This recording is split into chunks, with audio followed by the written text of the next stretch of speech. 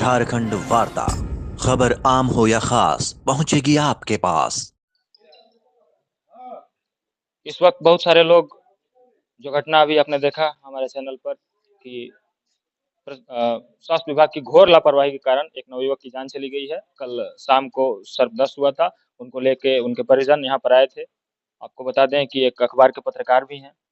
सबसे बड़ा सवाल कि अगर पत्रकार जो एक खास भूमिका रखता है समाज में, हर जगह पर जिस जगह पर वो रहता है, उसके साथ इस तरह की घोर लापरवाही की जा रही है, आम जनता के साथ पता नहीं क्या हाल होता होगा। और इन सब चीजों पर विशेष बात करेंगे। पहले आपको हम उनसे मिलाते हैं जो साक्षात इस घटना के दर्शी हैं, जो अपने परिजन को लेकर यहाँ पर आए थे। सर्पदंश के बाद यहाँ पर क्या हुआ था, इस अस्पताल का क्या रवैया था, क्या ट्रीटमेंट दिया गया था, किस तरह का बिहेव किया गया था, बताइए। नाम मेरा अमित कुमार मेहता पड़ेगा। ये जो मृतक है मेरे अपने छोटे चाचा का लड़का हुआ, जिनका नाम पारस मेहता है। कल शाम की घटना है। तो उनके पिताजी का नाम चाचा हुए, वो मेरे चाचा हुए। उनके दोनों लड़के, उनका क्या नाम? उनका नाम है मनीष कुमार मेहता नाम है। कल शाम के लगभग 7 साढ़े 7 बजे की घटना है। कल जो है सांप के द्वारा दोनों भाई बाइक पे लगा करके अंदर घर गए हुए थे। आकर के बाइक पर बैठ रहे थे, उसी दौरान सांप के द्वारा दोनों भाई को काट लिया गया। एक भाई को बाएं हाथ में और दूसरे भाई को कमर पे काटा गया। जिसकी सूचना हमें मझियाव से तत्काल मिली।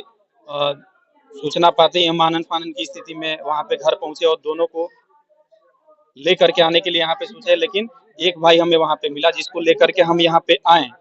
और यहाँ आने के बाद यहाँ पे जो काउंटर पे बैठे हुए थे, जो भी स्टाफ यहाँ के, आदित्य दुबे शायद नाम है उनका, उनके द्वारा बोला गया कि यहाँ पे जो सांप है सर्पदंश का कोई किसी तरह का कोई दवा उपलब्ध नहीं है।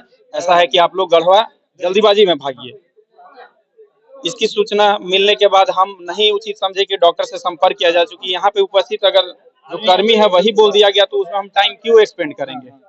इसको लेकर के हम तुरंत एक और जो लड़का है जो अभी मृतक मनीष कुमार मेहता है, उसको मेरे पिताजी के द्वारा और कुछ गांव के सहयोगियों के द्वारा यहाँ पे लाया गया। और लाने के बाद यहाँ पे उसे सांप काटा गया था, इसकी जानकारी दी गई। इसके बावजूद भी यहाँ के जो प्रभार में जो चिकित्सक बैठे हुए थे वो टेटनस का इंजेक्शन देते हैं, जबकि उनको जानकारी है कि एंटीवेनम का, एंटीसेरम का उनको इंजेक्शन लगाना है। और वो लगा करके यहाँ से रेफर कर देते हैं गढ़वा। और गढ़वा जाने के बाद वहां से जाने के क्रम में उनका डेथ हो जाता है। उसके बाद हम लोग यहाँ पे आए हुए हैं और यहाँ के जो भी चिकित्सा पदाधिकारी हैं उनसे हम लोग ये जानना चाहें कि कहीं ना कहीं इसका जो दोषी कौन है। तो यहाँ के जो चिकित्सा पदाधिकारी का कहना है कि मेरा इसमें कोई रोल नहीं है, हम दोषी नहीं है। ये साफ साफ पल्ला झाड़ते नजर आ रहे हैं कि होता नहीं है, जिम्मेदारी तो उनकी बनती है। वो कह रहे हैं कि अगला को जानकारी नहीं होगा। अगर अगला चिकित्सक को या कर्मी को या स्वास्थ्य संबंधित जो स्टाफ है उसको जानकारी नहीं है तो इसका कहीं ना कहीं दोषी तो पूर्ण रूप से आप हैं।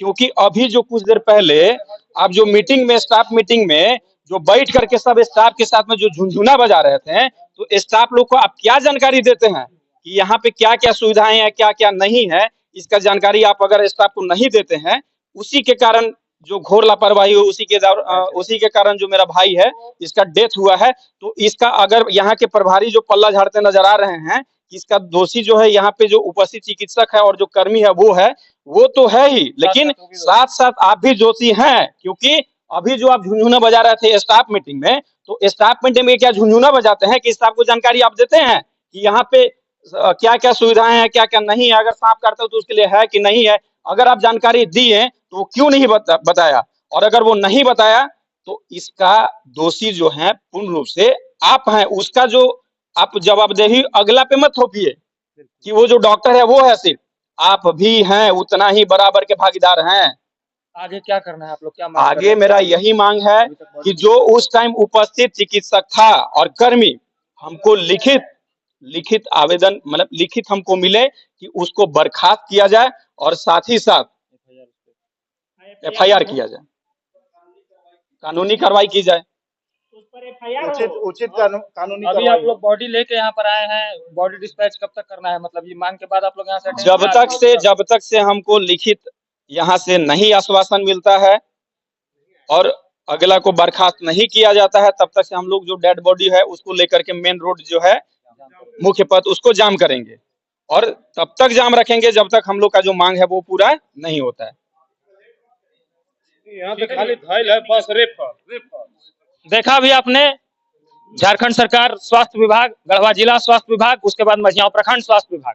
आप किसी भी प्रखंड में जाइएगा झारखंड के, वहां का बिल्डिंग देखिएगा, करोड़ों का खर्चा से वो बन जाता है। कारण होता है कि टेंडर निकलता है और जो टेंडर लेता है उसको अच्छा खासा बेनिफिट होता है, किसी भी माध्यम से उस पैसे को इन्वेस्ट किया जाता है, जो करोड़ों रुपए सरकार को पब्लिक के टैक्स से मिलता है। इस करोड़ों रुपए का अगर मात्र 50% नहीं 30% भी यहाँ के मेडिकल एक्सपेंस में लगाया जाए, जब डॉक्टर को उसकी सैलरी दी जाए और यहाँ पर समुचित व्यवस्था की जाए उस पैसे से, तो यहाँ के मरीजों को गढ़वा छोड़िए रांची तक नहीं जाना पड़ेगा। जितना बड़ा यहाँ का बिल्डिंग बनाया गया है, जितनी बड़ी फैसिलिटी यहाँ के डॉक्टरों को, यहाँ के स्टाफ को मिल रही है, लेकिन उसके अनुसार 10% भी चिकित्सा की कोई व्यवस्था नहीं दी जा रही है। यहाँ तक कि इंजेक्शन रहते हुए मरीज को नहीं दिया जा रहा है, मरीज मर जा रहा है और इसके बाद कोई कार्रवाई करने की उम्मीद नजर नहीं आ रही है। भारी संख्या में यहाँ पर मृतक के परिजन उपस्थित हैं। आगे देखना क्या होता है कि स्वास्थ्य विभाग या झारखंड सरकार इस पर क्या निर्णय लेती है। बने रहिए हमारे साथ, देखते रहिए झारखंड वार्ता।